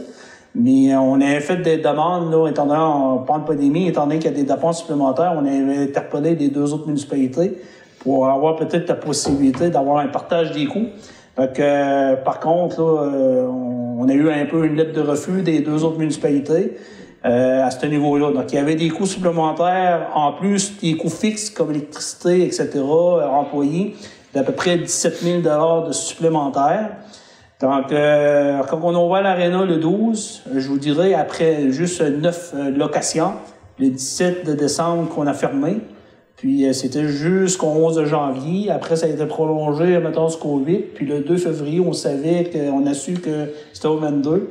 Donc, on a pris un guest, là, moi puis le directeur général. On a communiqué directement avec le CIF pour leur faire part qu'on était intéressé à laisser à la disposition du CIF au besoin le complexe sportif. Donc, on est arrivé à une entente, là, je pense, là, qui est satisfaisante aux 2 parties. On savait qu'on avait une belle infrastructure équipée, puis qu'on est en mesure, avec l'équipe qui est en place, de pouvoir offrir là, le service demandé. Puis en plus, ben, le directeur des loisirs avait participé à des comités, puis on disait si le sport était pour revenir, on avait su par la bande que la ville de Tchernobyl gardait leur aréna ouverte jusqu'à fin juin. Puis il y avait le service aussi offert à l'aréna de Port-Daniel-Gascon. Donc, on avait avisé les responsables de la situation. Mais moi, je pense qu'au niveau sécurité publique, là, je pense qu'on a pris la décision de donner un coup, de mettre de l'avant. C'est une des raisons pourquoi on a défait la glace en 36 heures. Puis un des objectifs, ben, c'est permettre à la population de l'AMRC Rochelle-Percé de revenir à une vie normale le plus tôt possible. Donc, en faisant ça, je pense qu'on a pris une bonne décision parce qu'il fallait prendre cette décision-là à la fin du mois de janvier pour pas être en mesure de payer, d'avoir des frais, des compresseurs pour le mois de février.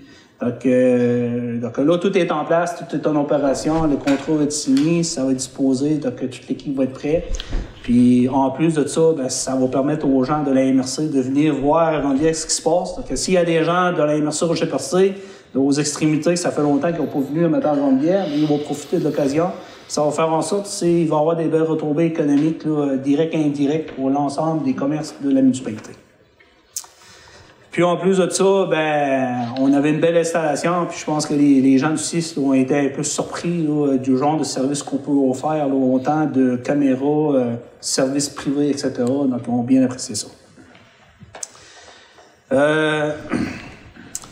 Autre dossier, tantôt, là, il a été mentionné l'embauche là, de la nouvelle greffière, mais je veux juste vous faire part que ce soir, là, j'ai pris le temps, là, on a eu une petite séance uniquement les élus. C'était pour exposer un peu là, une restructuration, un peu tous les dossiers au niveau de l'urbanisme. C'est que M. Moreau m'a fait part qu'avec la nouvelle greffière qui va être en place, étant donné que le conseil veut aller de l'avant dans tous les dossiers, à passer à chacune des étapes, mais dans certains dossiers, il faut se rendre directement au procureur, donc ça fera quelqu'un qui prépare les dossiers. Donc la greffière, ça va partir un peu de ses fonctions, de travailler avec la firme d'avocats pour être en mesure de bien monter les dossiers en cas de besoin, pour donner un coup de main au directeur général. Donc à partir de là, je vous dirais que moi, j'avais demandé au conseiller de sortir quelques dossiers nébuleux qui est en cours côté développement, qui est en préoccupation. On sait qu'il y a des élections au mois de novembre, mais il y a certains dossiers là-dedans que je voulais m'assurer là, un certain degré d'avancement.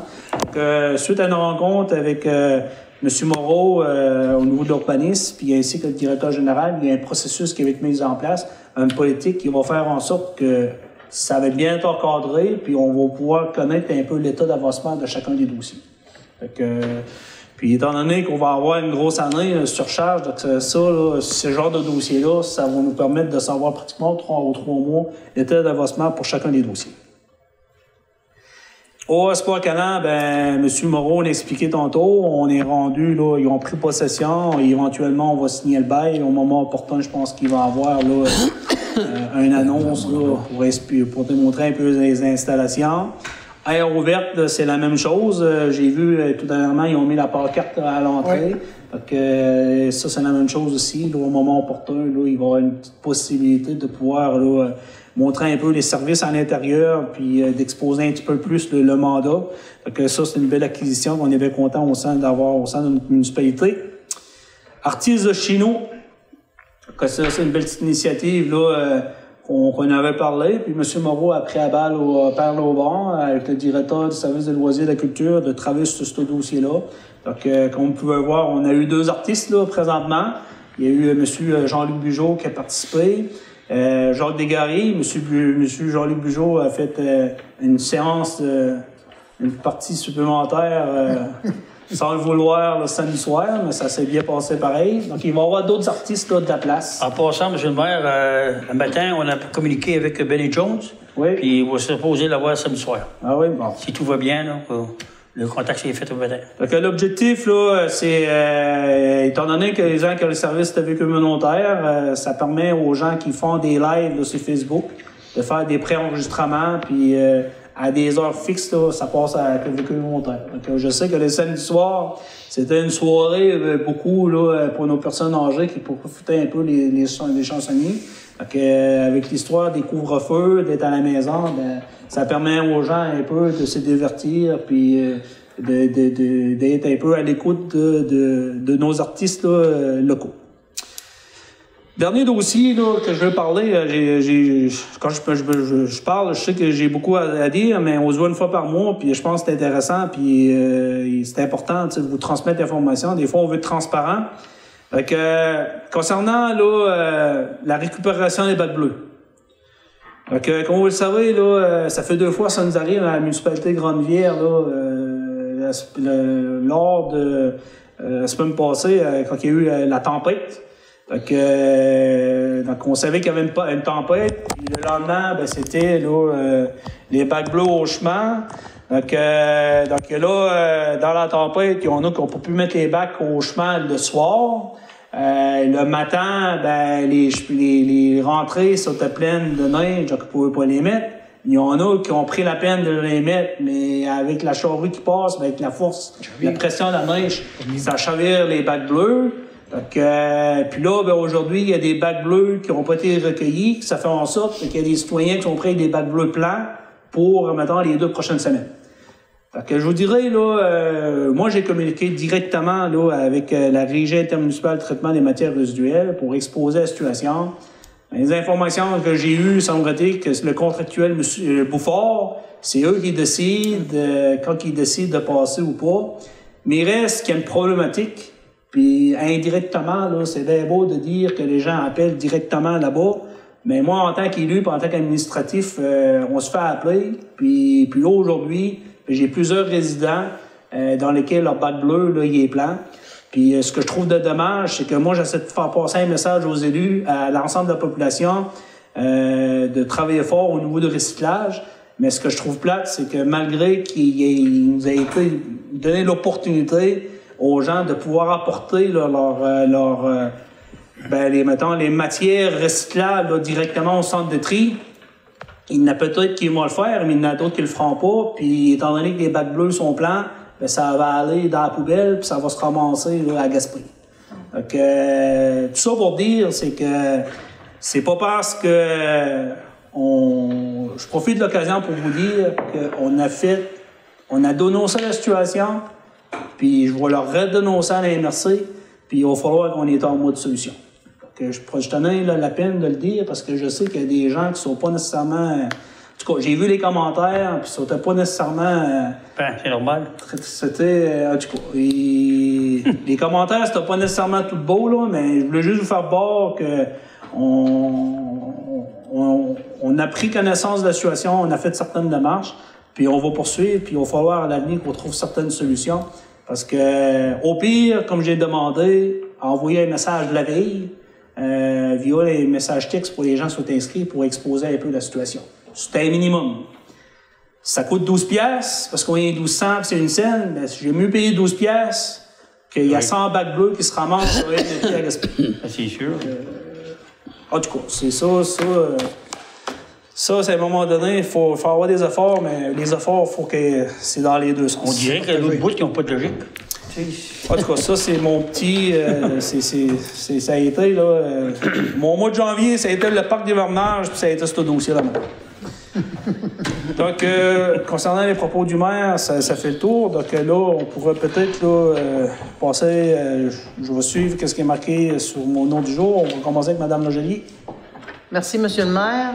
Moi, ce mois-ci, c'est bien tranquille. J'ai rien à l'agenda. C'est beau. Merveilleux. Parfait, merci. M. Moreau? Oui, M. le maire. C'est au sujet de la semaine de relâche du 15 au 19, M. le maire. J'ai discuté ce matin avec M. Philippe Moreau. Puis tout dépendant de la pandémie, où est-ce qu'on va être rendu ce temps-là. On a appelé à Polyvalente, comme c'est là, il n'y a plus rien qui peut bouger. Club Optimisme, on attend toujours des nouvelles avec s'il y a des possibilités de faire de quelque chose, on va l'annoncer, soit au Télédac, puis sa pancarte, puis on fait la publicité en conséquence. Parfait. OK. Puis, comme j'ai dit tantôt, samedi soir, ça va être probablement Ben & Jones qui va être à télévision, là, pour ceux-là qui veulent écouter à partir de 7 heures. Parfait, merci. Okay. C'est pas mal tout, M. le maire.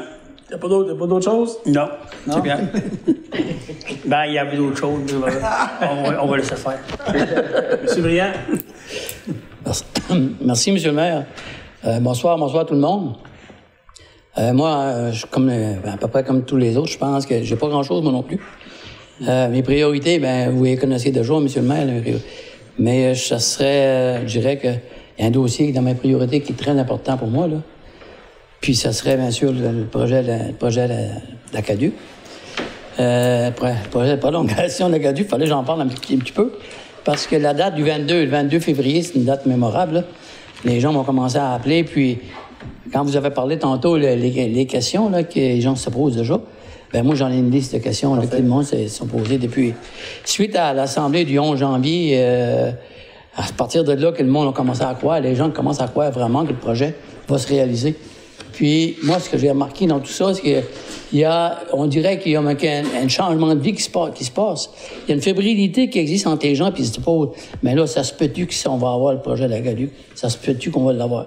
Mais là, moi, regarde, j'ai eu 400 téléphones, puis après l'Assemblée, M. le maire, puis les gens disaient, le Paul, regarde, ça se peut-tu? Ben ouais, mais vous avez écouté le maire, ce qu'il a dit, puis dans tout ce qu'il a dit, c'est vrai, là, ce qui se passe, là. Puis, j'ai peut-être une petite anecdote que j'aimerais vous conter, c'est que j'ai rencontré une madame dans tout ça, là. Puis, la madame, elle me disait, le Paul, là, presque à toutes les assemblées, tu parlais du projet de la CADUC, mais elle a dit, quand tu parlais, je te croyais, mais après, je te croyais plus. Elle a dit, j'aurais jamais pu penser qu'un jour, on aurait pu en arriver là. Puis elle a dit, ce qui était beau là-dedans tout le temps, c'est que le maire suivait tout le temps et il était en arrière de toi. Mais cette madame-là, je la respecte tellement, elle est tellement une bonne personne. Puis elle m'a dit, madame, vous pouvez pensez-y, parce que là, vous pouvez commencer à y croire, parce que ça s'en vient vrai. Ça fait que c'est ça. Moi, là, c'est à peu près tout ce que j'avais à dire à soir. Puis c'est... Bon. Là, moi, étant donné que j'attendais le tour de table, là, une petite primeur, là, le 22 février, là, il va y avoir moi, Ken, puis M. Chrétien, puis il va y avoir M. Briand. Avec nous ici. Pour le projet de CADUC. C'est bien. Merci beaucoup. C'est apprécié. Oui. J'ai le dossier depuis le début, puis vous allez embarquer dans la démarche, puis vous allez venir faire la pelletée de terre, là. Vous allez faire la pelletée de terre cet été. Mais je peux vous dire que la qualité de vie va être meilleure dans ce domaine, dans ce but-là, puis ça va être plus vivable aussi, je pense. Merci, M. le maire. Ça fait plaisir. Madame Nicolas. Merci, M. le maire. Bonsoir à tous. Concernant le dossier de l'OMH pour l'acquisition de l'immeuble du 201 rue du Parc, nous sommes toujours en attente du projet de loi 67. Et concernant le dossier de la Maison de la Culture, nous allons changer de nom pour mieux représenter notre mandat MRC. Nous avons mandaté la firme Audace Design qui ont travaillé pour offrir des noms. Le conseil d'administration a choisi 2 noms qui, par la suite, aura une résolution. Et à l'AGA, les membres de la Maison de la Culture pourront donner leur opinion sur ce choix. Et ensuite, Audace Design procédera à la création du nouveau logo. C'est tout, monsieur le maire. Merci, Mme Nicolas. Monsieur Leblanc. Merci, monsieur le maire. Bonsoir tout le monde. Moi, c'est juste pour donner le compte-rendu de service d'incendie pour le mois de janvier. Il y a eu 11 sorties, dont 10 à Grande-Rivière et une à Sainte-Thérèse. Pour ce soir, monsieur le maire, c'est tout ce que je veux dire. Merci. Monsieur Baudin. Merci, monsieur le maire. Comme on l'a dit tantôt, je vais faire un bref retour sur l'engagement de la greffière qu'on a passé en résolution tantôt. Donc, pour le deuxième affichage, on était au deuxième affichage, il y a eu 16 personnes qui ont postulé sur le poste de greffier-greffière. Il y en a 4 qui ont été retenus par une présélection qui consistait, entre autres, là, avec une grille d'évaluation à conserver les personnes qui répondaient le plus aux critères du profil de l'emploi recherché. Puis, j'ai été agréablement surpris de voir que les 4 personnes, de la qualité des 4 personnes qui avaient été sélectionnées. C'est sûr qu'il y a seulement qu'une personne qui finit par être choisie. Puis la personne qui s'est démarquée avait entre autres là, des qualités au niveau de la greffe. Elle avait travaillé au niveau de la greffe. Elle suit présentement un cours qu'elle s'engage à terminer, un cours de technique juridique. Donc, mais malgré tout, on avait aussi une personne qui était résidente de Grande-Rivière. Ça, c'est bon de le spécifier, parce qu'on avait reçu des commentaires l'autre fois là, lors du premier affichage. Moi, j'assistais comme conseiller municipal observateur pour le comité de sélection. Ce que je faisais, entre autres, comme job, c'est que je m'assurais que le tout se fasse dans les règles de l'art d'un bon comité de sélection comme qu'il se doit de faire. Entre autres, là, il fallait qu'il n'y avait pas de discrimination au niveau des questions de chacun et chacune. Il n'y avait pas de partisanerie pour chacun et chacune des candidats. Puis le tout s'est fait en bonne et due forme. Puis, comme je le disais tantôt, là, il y a seulement une candidate qui a été choisie. La deuxième personne était tout près, mais il n'en engage seulement qu'une. Donc, c'est ça. C'est ça que j'avais à dire pour le poste de greffier-greffière. C'est important de pouvoir exposer vraiment le processus. Ouais. Il y a un comité qui a été mis en place, puis le comité, tout l'ensemble des membres ont une certaine expérience à apporter au sein du comité. Donc, je pense que c'est une démarche démocratique qui a été mise en place. Tout le monde a eu la chance. Mais comme vous venez d'expliquer, il y a une candidature, il y avait un poste ouvert. Il y a une candidature qui s'est démarquée plus que les autres. Sauf que, comme le directeur général l'a mentionné, c'est qu'il a fait part aux membres du conseil. Pour les autres personnes, là, on s'est laissé l'attitude de maintenir des CV dans notre banque de candidatures au besoin. Chaque personne des 4 candidats avait chacun ses forces, mais il y en avait une qui s'est démarquée plus que les autres, qui a fait en sorte qu'elle a été sélectionnée, puis entérinée tantôt par le conseil municipal. Parfait. Puis, pour renchérir sur ce que le conseiller Moreau disait tantôt, le service des loisirs travaille présentement en collaboration avec la MRC pour établir des activités qui pourraient se tenir durant la semaine de relâche qui répondraient aux critères de la crise sanitaire, mais on est toujours conditionnel à l'évolution de la pandémie. Donc, c'est à suivre.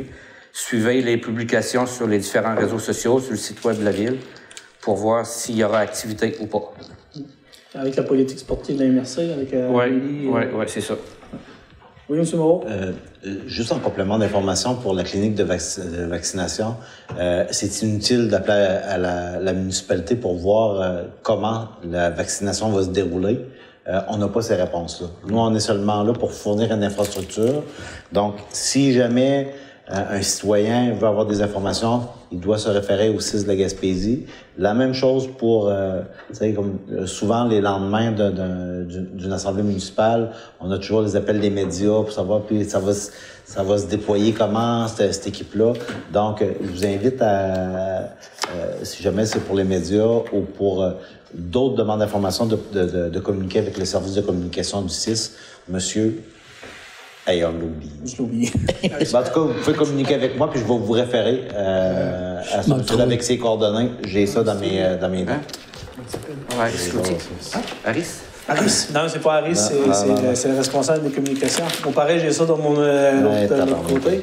Mais dans le temps que tu cherches le nom, des fois, là, je veux juste dire aussi que je sais qu'il y a des gens qui ont manifesté peut-être leur intérêt pour offrir leurs services là, comme employés pour la vaccination communautaire. Là. Donc, j'avais demandé au directeur de service de loisirs, M. Philippe Moreau, là, de prendre les informations. Donc, aussitôt que je vais avoir les informations, là, je vais être en mesure de vous les transmettre. Publication. Puis, il va y avoir une publication, mais ça, en moi, là, il y a déjà, le site s'affiche déjà certains besoins, puis d'après moi, ça va être pratiquement les mêmes liens de communication. Puis c'est là que vous allez fournir un peu votre CV.